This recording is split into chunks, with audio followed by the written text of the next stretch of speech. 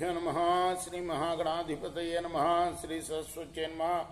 భక్తులారా, వ్యాస మహర్షి రచించిన మహాభారత ఇతిహాసం యథాతథంగా చెప్పుకున్నాం. ప్రతి శ్లోకం దాని అర్థం.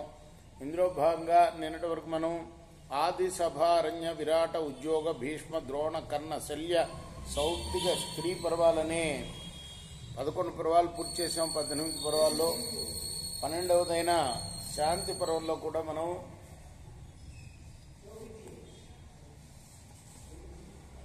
119 అధ్యాయాలు పూర్తి చేసి 120వ అధ్యాయంలోని 11వ శ్లోకం వరకు చెప్పుకున్నాం. రోజున 12 నుండి కొనసాగించే ముందు వ్యాస భగవాను ప్రార్థన చేసుకుందాం. వ్యాసాయ విష్ణు రూపాయ వ్యాస రూపాయ విష్ణవే నమో వై బ్రహ్మనిధయే వాసిష్ఠాయ నమో నమః. నారాయణం నమస్కృత్య నరం చైవ నరోత్తమం దేవీం సరస్వతిం వ్యాసం తతో జయముదీరయేత్. సమర్థ సద్గురు సాయినాథ్ మహారాజ్ की जय. ఉచ్ఛ్రితాన్ ఆశయేత్ స్వీతాన్ నరేంద్రాన్ చలోపమాన్ శ్రేయేచ్ఛాయామ విజ్ఞాతాం గుప్తం రణముపాశ్రయేత్. ప్రావృషి వాసితగ్రీవః మజ్జేత విసి నిర్జనే మాయురేణ గుణేనైవ శ్రీభిశ్చాలక్ష్మి తస్యరేత్. న జహ్యాచ్చ తనుత్రాణం రక్షేదాత్మానమాత్మనాచార భూమిష్వద్వియుధాన్ భాషాంశ పరివర్జయేత్. ప్రణయేద్వాపితాం భూమిం ప్రణశ్యేద్ గహనే పునః అన్యాత్ క్రుద్ధానతి విషాన్ తాన్ జిహ్మగతయో హితాన్.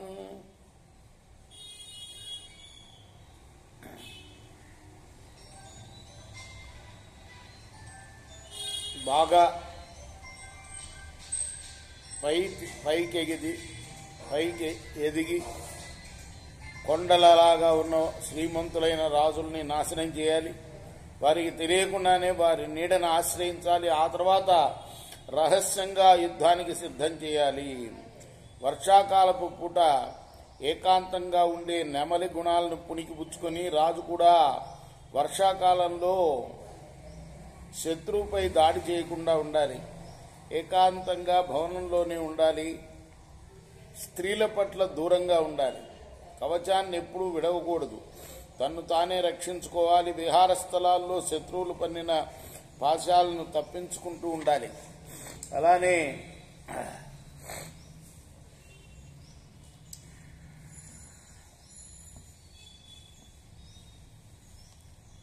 కుటిల మార్గం అనుసరించైనా సరే విషం కక్కే శత్రువుల్ని చంపాలి. నాశయేత్ బలబర్హాని సన్నివాసాన్నివాసయేత్ సదా బర్హి నిభ కామం ప్రశస్తం కృతమాచరేత్. సర్వతశ్చాదతేత్ ప్రజ్ఞాం పతంగం గహనే ఏవం మయూరవద్రాజా స్వరాజ్యం పరిపాలయేత్. ఆత్మవృద్ధికరీ నీతిం విదధీతి విచక్షణ. ఆత్మ సంయమనం బుద్ధ్యా పరబుద్ధ్యావధారణం బుద్ధ్యా చాత్మగుణం ప్రాప్తి శాస్త్ర నిదర్శనం. పరం విశ్వాసయేత్ శ్రామ్నా స్వశక్తిం చోపలక్షేత్. ఆత్మన పరిమర్శేన బుద్ధిం బుద్ధ్యా విచారయేత్. సాంత్వ యోగమతి ప్రాజ్ఞా కార్య ప్రయోజక నిగూఢ బుద్ధేర్ధీరస్య వక్తవ్యేవ కృతం తథా స నికృష్టాంకథాం ప్రాజ్ఞః. యది బుద్ధ్యా బృహస్పతి స్వభావే మేష్యతే తప్తం కృష్ణాయ సమినోదకే.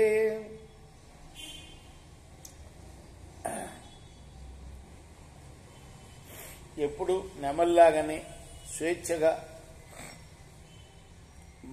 మంచి పని చేయాలి. అంటే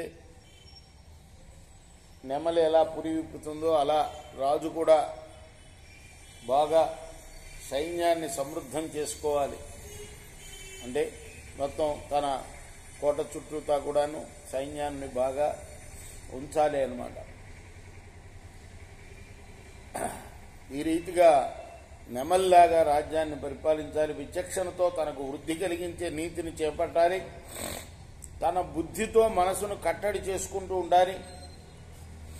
శాస్త్ర బుద్ధితో ఆత్మగుణాలని పొందాలి. సామ మార్గంలో ఇతరుని విశ్వసింపజేయాలి, తన శక్తిని కూడా ప్రదర్శించాలి, తన విమర్శనాత్మకమైన బుద్ధితో కార్యాన్ని గురించి ఆలోచించాలి, సాంత్వనతో యుక్తితో కూడిన బుద్ధితో ప్రాజ్ఞుడై చేయవలసిన పనులను చేయిస్తూ చేయకూడని వాడిని మాన్పిస్తూ ఉండే నిగూఢ బుద్ధి గల ధీరుడికి ఇంకా ఎవరు ఏం చెప్పాల్సిన పని లేదు.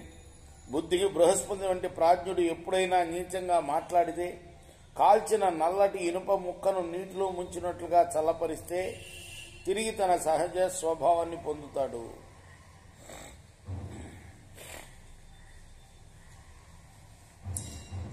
అనుయుంజీత కృత్యాన్ని సర్వాణ్యేవ మహీపతి అగమైరుపదిష్టాని స్వస్య చైవ పురస్య చ మృదుశీలం తథా ప్రాజ్ఞం శూరం చార్థ విధానవిద్ స్వకర్మణ్యంజుత్య ఏ చాన్యే చ బలాధికా అథ దృష్ట్వా నియుక్తాని స్వానురూపేషు కర్మసు సర్వాంస్తానను అనువర్తేత స్వరాంస్తం త్రిరివాయత ధర్మాణామ విరోధేన సర్వేషాం ప్రియమాచరేత్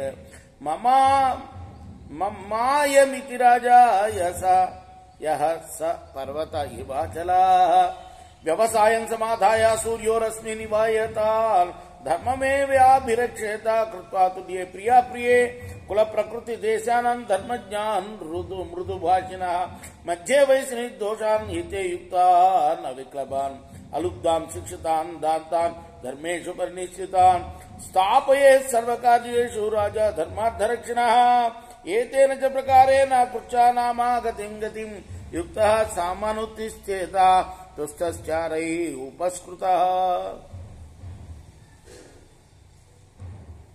శాస్త్రాల్లో ఏ విధంగా రాజు తన పని చేయాలో అలానే ప్రజల యొక్క పనులు చూసుకోవాలో ఆ విధంగా శాస్త్రాల్లో చెప్పిన విధంగానే రాజు చేస్తూ ఉండాలి.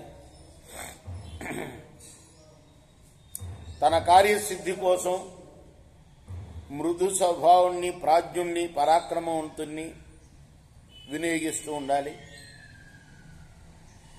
వీణ యొక్క పొడవైన తంత్రులు ఒకే రాగం పలికినట్లుగా రాజు తనకు కావలసిన పనుల యందు నియమించిన సేవకులను అందరినీ కూడాను ఒకేలా అనుసరించి ఉండాలి. ధర్మ విరుద్ధం కాకుండా వీడు నావాడు వీడు పరాయివాడు అనుకోకూడదు. రాజు అందరికీ ప్రియాన్ని ఆచరించాలి. అటువంటి రాజు పర్వతంలా స్థిరంగా ఉంటాడు. సూర్యుడు ఏ విధంగా అయితే తన దీర్ఘమైన కిరణాలను ప్రసరింపజేసి అందరినీ సమానంగా రక్షిస్తాడో అలానే రాజు తనకి ఇష్టమైన వాళ్ళ యందు ఇష్టం లేని వాళ్ళ యందు కూడాను సమభావం కలిగి ఉండాలి. అన్ని పనుల యందు కూడా కుల స్వభావ దేశ ధర్మాలను ఎరిగి వారిని మృదువుగా మాట్లాడేవారిని, యవ్వనంలో ఉన్నప్పుడు దోషాలు చేయని వారిని, మేలు చేయడంలో తత్పరులైన వారిని, కంగారు పడని వారిని, లోభులు కాని వారిని, శిక్షణ పొందిన వారిని, జితేంద్రియులను, ధర్మబద్ధులైన వారిని, ధర్మార్థాలను రక్షించే వాళ్ళనే పనుల్లో నియోగించుకోవాలి రాజు. అలానే జాగరూకుడై రాజు పనుల యొక్క ఆరంభాన్ని ముగింపును చక్కగా నిర్వర్తించాలి. సంతుష్టుడై ఉండాలి.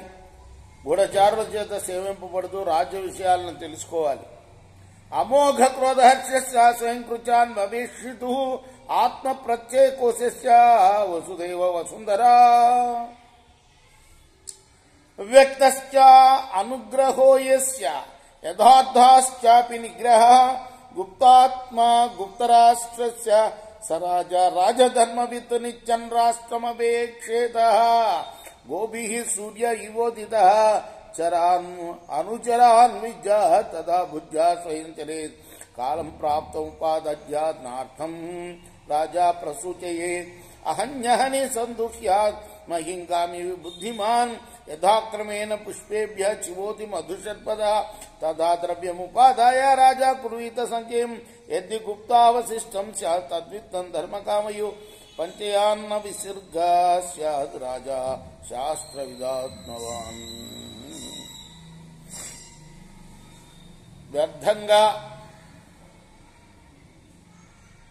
క్రోధహర్షాల్ని చూపని స్వయంగా పనులను పర్యవేక్షించుకునే ఆత్మవిశ్వాసమే నిధిగా గల రాజుకి ఈ భూమి ఖచ్చితంగా సంపదలను ఇస్తుంది. అందరి పట్ల అనుగ్రహాన్ని ప్రకటిస్తూ సరైన కారణానికి మాత్రమే నిగ్రహాన్ని చూపుతూ తనను తన దేశాన్ని కూడా రక్షించుకునే రాజే రాజధర్మాల్ని బాగా తెలిసినవాడు. సూర్యుడు తన కిరణాలతో నిత్యం లోకాన్ని దర్శిస్తున్నట్లుగా రాజు రాష్ట్రాన్ని పర్యవేక్షించాలి. గూఢచారులను తరచుగా పంపి రాష్ట్రంలోని సమాచారాన్ని తెలుసుకోవాలి. ఇదే చేయట్లేదు ప్రస్తుత ప్రభుత్వాలు. అందువల్లనే ఘోరాను నేరాలు బాగా పెరిగిపోతున్నాయి. ఉంటుంది విభాగం, ఊరికే నామకే వస్తే హాయిగా కూర్చొని తింటూ ఉంటారు. స్వయంగా తాను కూడా తన బుద్ధితో ఆలోచించి నడుచుకోవాలి. బుద్ధిమంతుడైన రాజు అవసరం వచ్చినప్పుడే ప్రజల నుండి ధనాన్ని పొందాలి. తన అర్థ సంబంధమైన విషయాల్ని ఎవరికీ తెలియనివ్వకూడదు. అంటే తన ట్రెషరీ, తన ధనాగారం గురించి ఎంత ఉన్నది ఏమిటి అనే లెక్కలు ఎవరికి తెలియనివ్వకూడదు. ఆవును ఏ విధంగా రక్షిస్తూ పాలను రోజు పితుక్కుంటామో ఆ విధంగా భూమిని కాపాడుతూ ధనాన్ని సేకరించాలి. తుమ్మెద ఏ విధంగా అయితే పువ్వుల నుండి తేనె గ్రహిస్తుందో అంత జాగరూకతతోటి, అంటే పువ్వుని ఏం చేయదు తుమ్మెద, చక్కగా దానికి కావలసిన మధువుని తేనెని దానిలోంచి తీసుకుంటుంది. అలా ప్రజలను బాధించకుండా పన్నులు సంగ్రహించాలి రాదు. రాజ్యాన్ని సురక్షితంగా ఉంచడానికి కావలసిన ధనం కన్నా మిగులు ఉన్న ధనాన్ని మాత్రమే రాజు ధర్మకార్యాలకి భోగాలకి వినియోగించుకోవాలి. అంతే తప్ప శాస్త్రవేత్త ఆత్మజ్ఞాని అయిన రాజు కూడబెట్టిన ధనాగారం నుండి ధనాన్ని వ్యయం చేయకూడదు. అంటే శాస్త్రవేత్త అయినవాడు ఆత్మజ్ఞాని అయినవాడు ఎప్పుడు కూడాను కూడబెట్టిన ధనాన్ని అనవసరంగా వృధా చేయకూడదు. నార్థమల్పం పరిభవేత్ నావమన్యేత శాస్త్రవాన్ బుద్ధ్యాత్ బుద్ధ్యేతాత్మానం బుద్ధిర్థం సంయమో బుద్ధిరాత్మ ధైర్యం శౌర్యం దేశకాల ప్రమాద అల్పస్య వా బహువా వా వివృద్ధౌ ధనస్యైతాన్యస్త సమింధనాని అగ్నిస్తోకో వర్ధతేప్యాజ్య సిక్తః బీజం చైకం రోహ సహస్రమేతి ఆయవ్యయౌ విపులౌ సన్నిసేమ్య తస్మాదల్పన్నావమన్యేత విత్తం బాలోప్యబాలహస్తవిరోరిపుర్యః సదా ప్రముద్దం పురుషం నేవహన్యాత్ కాలేనాహన్యస్తమూలం హరేతి కాలజ్ఞాత పార్థివానాం వరిష్ఠః హరేత్కీర్తిం ధర్మమశ్వోపరుంధ్యాత్ అద్దే దీర్ఘం వీర్యమశ్వోపహన్యాత్ రిపుద్వేష్ట దుర్బలో వా బలీ వా తస్మాత్ శత్రుర్నైవ హీయేజ్యతాత్మా.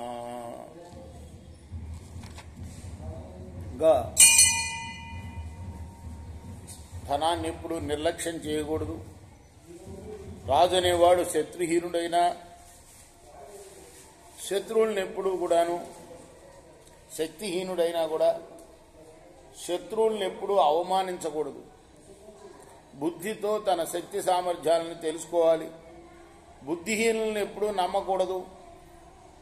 ధారణ, సామర్థ్యం, సంయమనం, తెలివి, శరీర పటుత్వం, ధైర్యం, పరాక్రమం, దేశ కాలాల యందు ఏమరపాటు లేకుండా ఉండటం, ఈ 8 గుణాలు ఇవే రాజు యొక్క కోశాగారాన్ని వృద్ధిపరచగల సాధనాలు. అల్పంగా ఉన్న అగ్ని కూడా నేతితో తడిస్తే వృద్ధి పొందుతుంది. అలానే ఒకే విత్తనం వేల కొలది మొలకలను ఇవ్వగలుగుతుంది. ఆదాయ వ్యయాల గురించి విస్తారంగా తెలుసుకొని అల్పమైన ధనాన్ని కూడా బాగా గొప్ప ధనంగా మార్చవచ్చు. శత్రువు బాలుడైనా, యువకుడైనా, వృద్ధుడైనా వాడు గనక ఏమరపాటుగా ఉంటే వాడిని సమరించాలి. లేకపోతే వాడిని సమయం చూచి మరొకడు అతని మూలాలని హరిస్తాడు. కాబట్టి కాలాన్ని పసిగట్టగలిగిన వాడే రాజుల్లో శ్రేష్ఠుడవుతాడు. అలానే ద్వేషించే శత్రువు వాడు దుర్బలుడైనా కానీ బలవంతుడైనా కానీ రాజు యొక్క కీర్తిని నశింపజేస్తాడు. అతని ధర్మాచరణానికి ఆటంకం కలిగిస్తాడు. ఆర్థికంగా పెరుగుతున్న బలాన్ని హరించి వేస్తాడు. కాబట్టి వశీకృత చిత్తుడైన రాజు శత్రువును తక్కువ అంచనా వేయకూడదు. ఎప్పుడూ శత్రువు పట్ల నిర్లక్ష్యం చూపకూడదు. క్షయం వృద్ధిం పాలనం సంఖ్యంబ బుద్ధ్యాధ్యాప్యుభౌ సంవతౌ సర్వకామౌ తతశ్చాన్యన్మతిమాన్ సందధీత తస్మాద్ రాజా బుద్ధిమత్తాం శ్రయేత.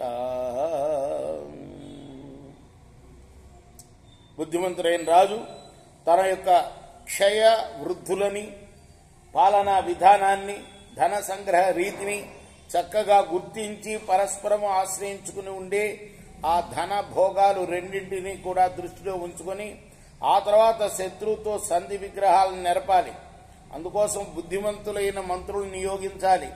బుద్ధిర్దీప్త బలవంతం హినస్తి బలం బుద్ధ్యా పాల్యతే వర్ధమానం శత్రుర్బుద్ధ్యా సీదతే వర్ధమాన బుద్ధే పశ్చాత్ కర్మయత్తత్ ప్రశస్తం. పదునైన బుద్ధి బలవంతుని కూడా నశింపజేస్తుంది. బుద్ధి చేతనే నశించిపోయిన బలం రక్షింపబడుతుంది. వృద్ధి పొందుతున్న శత్రువు బుద్ధి చేతనే బాధింపబడతాడు. బుద్ధితో బాగా ఆలోచించిన తర్వాత చేసే కార్యం సర్వోత్తమమవుతుంది. సర్వాన్ కామాన్ కామయో నో హి ధీర సత్వేనాల్పేనాప్నుతే హీనదోష యశ్చాత్మానాం ప్రార్థయతే జమానై శ్రేయపాత్రం పూరయతే చనాల్పం. దోషవర్జితుడైన ధీరుడు అన్ని కోరికలను కోరుకున్నా తక్కువ బలాన్ని ఉపయోగించి పొందగలుగుతాడు. కానీ తన కోసం ఇతరులను అర్థించి పొందాలనుకునేవాడు తన శ్రేయస్సు అనే పాత్రను చిన్నదైనా కూడా నింపలేడు. తస్మాద్ రాజా ప్రగృహీణ ప్రజాసు మూలం లక్ష్యా సర్వసో హ్యాదీత దీర్ఘం కాలం హ్యపి సంపీడ్యమానో విద్యుత్ సంపాతమపి వా నోర్జిత స్యాత్. కాబట్టి రాజు ఇదంతా భీష్ముడు ధర్మరాజుతో చెప్తున్నాడు అన్నమాట. రాజధర్మాలు. రాజు ప్రజల యందు అనుగ్రహం చూపుతూ వారి నుండి పన్నుల రూపంలో ధనాన్ని సంపాదించుకోవాలి. అంతేగాని వాళ్ళని పీడిస్తూ పిడుగుపాట్లాగా విరుచుకుపడి సంపాదించకూడదు. వాళ్ళ మీద పడి విద్యా తపో వా విపులం ధనం వా సర్వం ఏ తద్వ్యవసాయేన శక్యం బుద్ధ్యాయత్తంత నివసే దేహవత్సు తస్మాద్ విద్యాద్ వ్యవసాయం ప్రభూతం. విద్య గాని తపస్సు గాని విస్తారమైన ధనం గాని అన్నీ ప్రయత్నంతో సాధ్యం అవుతాయి. ఆ ప్రయత్నం ప్రాణుల్లో బుద్ధికి లోబడి ఉంటుంది. కాబట్టి ప్రయత్నమే సమస్త కార్యాలను సిద్ధింపచేస్తుందని గ్రహించాలి. ఎత్రాసతే మతిమంతో మనస్వినః శక్రో విష్ణుర్యత్ర సరస్వతీ చ వసంతి భూతాని చ యత్ర నిత్యం తస్మాద్ విద్వాన్ నావమన్యేత దేహం. బుద్ధిమంతులు మనస్సులు అయిన ఋషులు జ్ఞానేంద్రియాల యందు నివసిస్తూ ఉంటారు. ఆ ఇంద్రియాలకు అధిష్టాన దేవతలైన ఇంద్రుడు, విష్ణువు, సరస్వతి అక్కడ ఉంటారు. ప్రాణులన్నీ ఆ శరీరాన్ని ఆశ్రయించుకుని ఉంటాయి. కాబట్టి విద్వాంసుడు ఎప్పుడు కూడా శరీరాన్ని అవమానించకూడదు. లుబ్ధం హన్యాత్ సంప్రదానేన నిత్యం లుబ్ధస్తృప్తిం పరవిత్తస్య నైతి సర్వోలుబ్ధ కర్మ గుణోపభోగే యోర్ధైర్హీనో ధర్మకామౌ జహాతి. ఎప్పుడు కూడా రాజు లుబ్ధుడి పట్ల జాగ్రత్తగా ఉండాలి. ఏదో కొంత వాడికి ఇస్తూ ఉంటే వాడు అణి ఉంటాడు. ఇతరుల సంపదతో లోభి ఎప్పుడు తృప్తి పడాడు. ఆయా కర్మల యొక్క ఫలభోగాలను అనుభవించడానికి అందరూ లుబ్ధులుగానే ఉంటారు. అర్థహీనుడు ధర్మకామాలను వదిలేస్తాడు. ధనం భోగం పుత్ర ధారం సమృద్ధిం సర్వం లుబ్ధ ప్రార్థయతే పరేషాం లుబ్ధే దోషా సంభవంతి సర్వే తస్మాద్ రాజా న ప్రగృహీత లుబ్ధం ధనం, భోగం, పుత్రుడు, భార్య, సమస్త సద్బుద్ధిని లుబ్ధుడనేవాడు ఇతరు నుండి పొందాలనుకుంటాడు. సమస్త దోషాలు లుబ్ధుడి యందు ఉంటాయి. కాబట్టి రాజు లుబ్ధుని ఏ పదవిలో కూడా నియమించకూడదు. సందర్శనేన పురుషం జగన్యమపి చోదయేత ఆరంభాన్ ద్విషతాం ప్రాజ్ఞ సర్వార్థాంశ ప్రమాదయేత్. ప్రాజ్ఞుడైన రాజు నీచమానవుని తన దృష్టి నుండి కూడా దూరంగా ఉంచుకుంటూ ఉండాలి. దుష్టులకు దూరంగా ఉండాలంటారే ఇదే అన్నమాట. ప్రాజ్ఞుడు శత్రువుల ప్రయత్నాలను, సమస్త కార్యాలని, శత్రువుల యొక్క ప్రయత్నాన్ని, వాళ్ళ కార్యాలని నాశనం చేస్తూ ఉండాలి. ధర్మాన్వితేషు విజ్ఞాత మంత్రి గుప్తశ్చ పాండవ ఆప్తో రాజా కులీనశ్చ పర్యాప్తో రాజసంగ్రహే. ఓ పాండుకుమార, ధర్మరాజా, ధర్మయుక్తుల్లో విశేష జ్ఞానం గలవాడు, సురక్షితుడైన వాడు మంత్రిగా ఉండాలయ్యా. విశ్వాసపాత్రుడు, కులీనుడు అయిన రాజు రాజులను చేరదీయటంలో సమర్థుడై ఉండాలి. విధి ప్రయుక్తాన్నర దేవ ధర్మాన్ ఉక్తాన్ సమాసేన విబోధ ఉక్తాన్ సమాసేన నిబోధ బుద్ధ్యా ఇమాని దధ్యాధృతి సృత్యయో వై రాజా మహీం పాలయితుం సశక్త. శాస్త్రాల్లో చెప్పిన రాజధర్మాల్ని నేను నీకు సంక్షిప్తంగా చెప్పాను. బుద్ధితో ఆలోచించుకొని మనసులో ధారణ చేసుకో. ఈ ధర్మాలని మనసులో ఉంచుకొని ఆచరణలో పెట్టే రాజు భూమిని పాలించడానికి సమర్థుడవుతాడు. అనీతిజం యస్య విధానజం సుఖం హఠ ప్రణీతం విధివత్ర దృశ్యతే న విద్యతే తస్య గతిర్మహీపతే న విద్యతే రాజ్య సుఖం యనుత్తమాం.